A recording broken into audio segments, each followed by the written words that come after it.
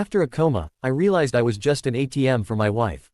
I left, and she didn't even notice for 10 days, and then accidentally revealed her affair. I am 35, was married to my wife F35 for 8 years. I left her 5 years ago. We are child-free by choice, her choice. I had always said we had a good relationship and marriage, but looking back I see that it was good for her. Here is my story. I've always been the nerdy type. Smart, good grades, but never popular. I am from a very well-off family. Due to my grandparents' inheritance and some smart investments my parents did, I did not have to go to college or work and still have a comfortable life. But I love what I did. I met my wife my first year in college. She was in my class and was looking for a tutor. She was a scholarship kid. We spent more and more time together. But never in the weekend. I wasn't the outgoing type and she would still go out in the weekend. After a while we started going on dates, and after I graduated we got married.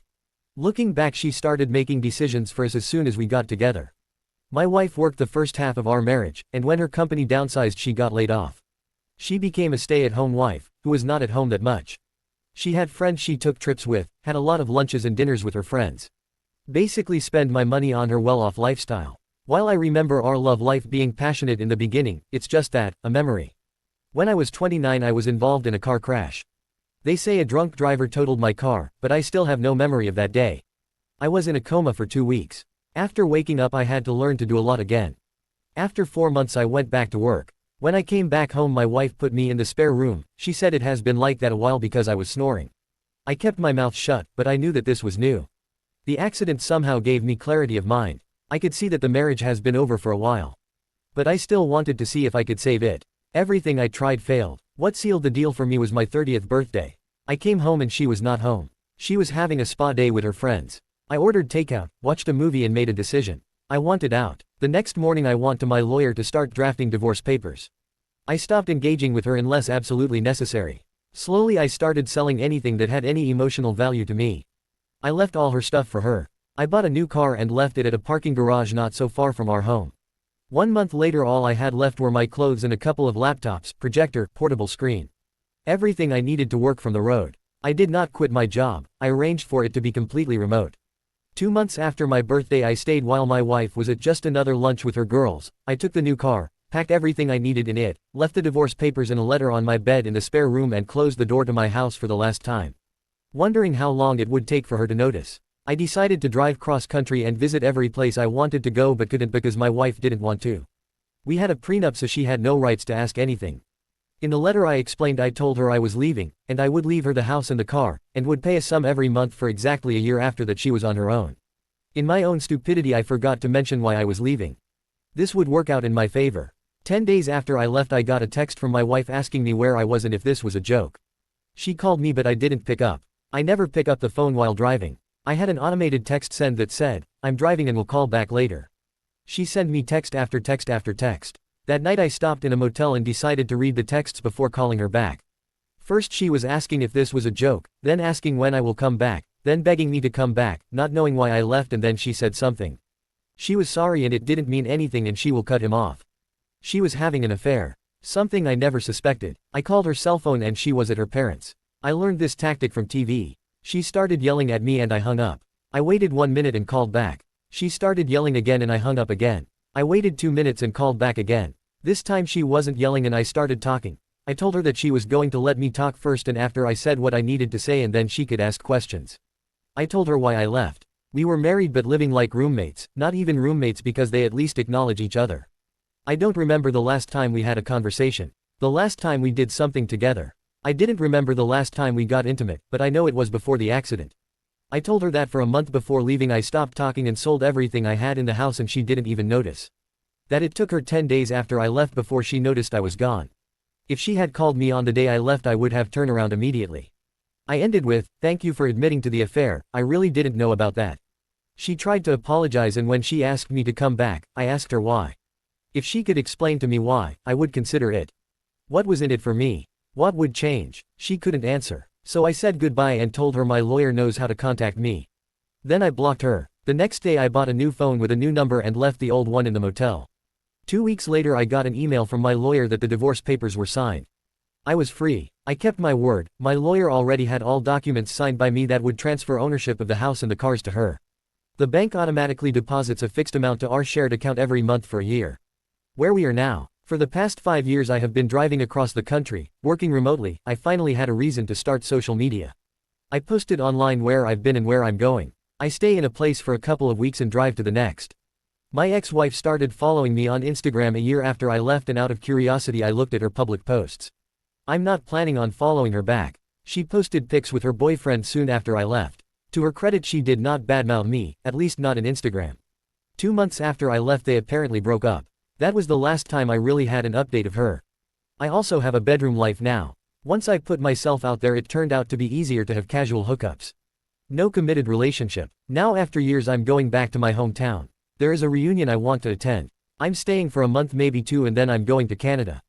I have no plans of looking up my ex, but I will also not actively avoid her. If I see her, I'll see her. If I don't, I don't.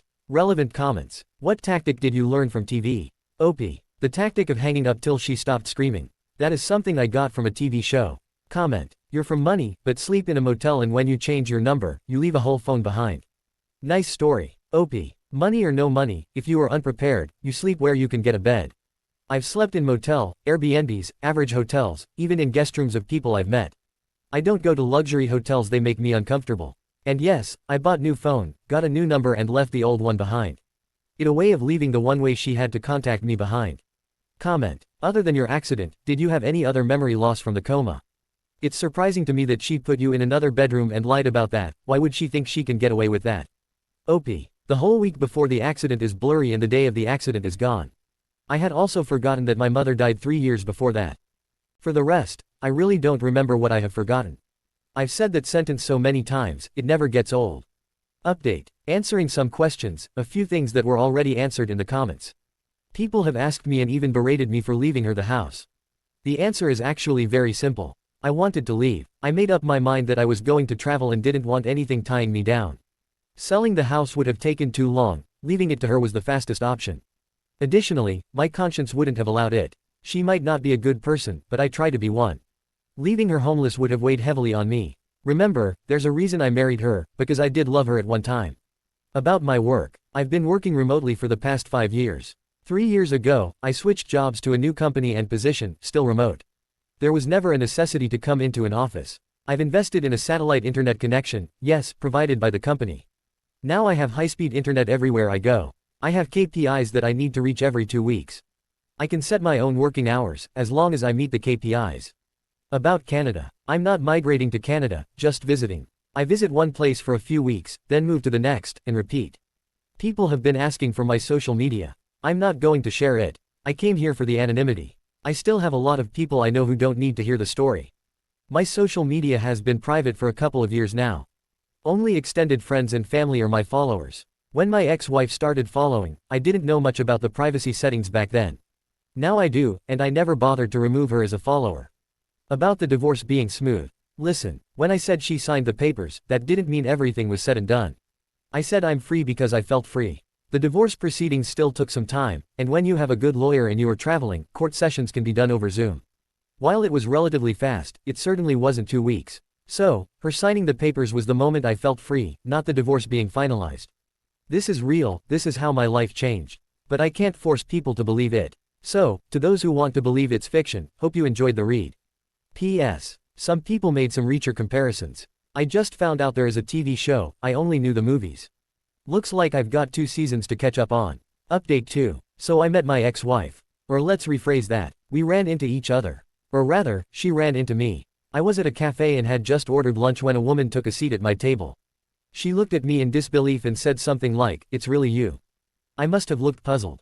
Then she said, "You don't recognize me, do you?" I took a closer look and recognized her. She looks different. Her hair is different in style and color. She's wearing glasses again. The last time I remember, she was in college, and she had modest makeup in contrast to the tons of makeup she used to wear. I'm not going to lie, she looked beautiful. She wanted to catch up. I planned on being cordial, so I told her we could have lunch together, but that I had plans afterward. So I had her join me for lunch. Here's what I learned. Most of her friends left her because she couldn't afford their luxury spa days, lunches, trips, etc. She sold the house and now lives in an apartment. She has a job now, and that's where she met the guy she's seeing currently. She has a good life now, and it's normal, not extravagant. I know Reddit wants me to hate her and enact some kind of nuclear revenge. But I don't need that. We won't be friends, but that doesn't mean we have to be enemies. Yes, I paid for lunch, and yes, I gave her a hug goodbye afterwards. I'm not giving her my contact information, but I did add her back on Instagram.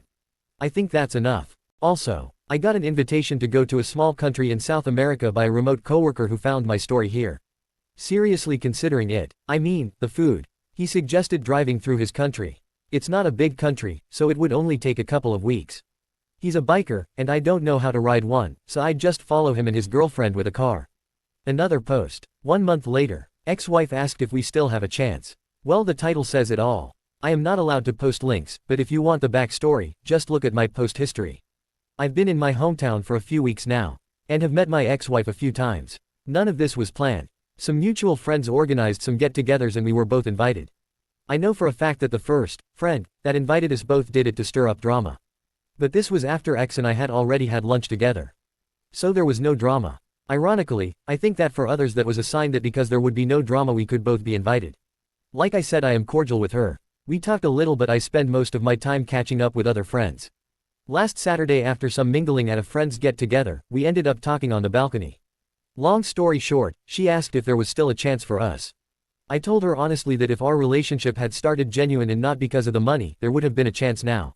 But she will never be able to convince me that it wasn't all about the money from the very start. So no, there is no chance for a relationship. I'm leaving in a few weeks, so best chance we have is long-distance Instagram friends. We're not going to be friends, but we don't have to be enemies. Also, for those that read the previous post, the trip to that small country in South America is on. It's not my next destination, planning it for later this year, and it will be my first trip outside of the US.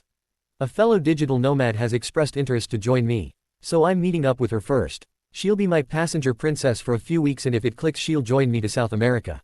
Relevant comments. She cheated, and isn't she with a boyfriend when you had the sit down, so she was willing to leave him for you or cheat.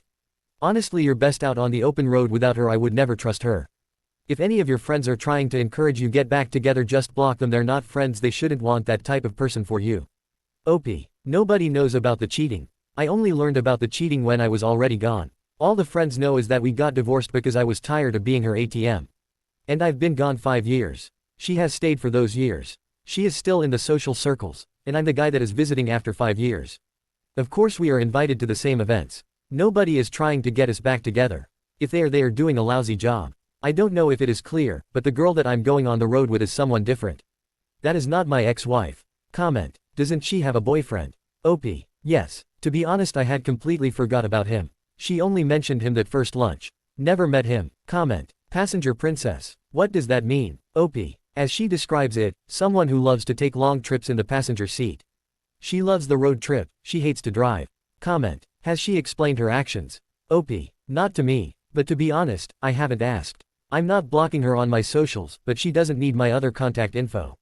Update 3. And I'm gone on Sunday, maybe Monday. I was going to stay 2 more weeks, but I got bored. I told my friends here that I'm cutting the visit short. I was going to leave today, but they convinced me to have a going away party this Saturday. And I'll be leaving Sunday.